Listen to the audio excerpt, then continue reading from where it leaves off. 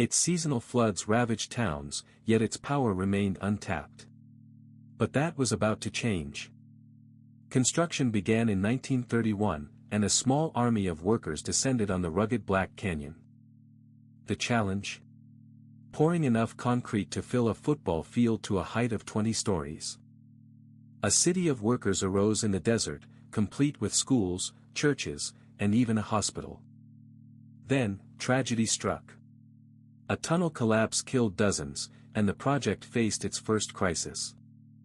But they pushed on, determined to finish. The dam was taking shape, but challenges remained. By 1935, the dam was complete.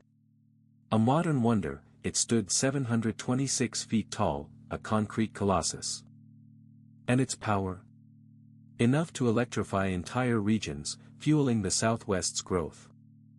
It's a testament to human ingenuity, a symbol of what we can achieve when we dare to dream big.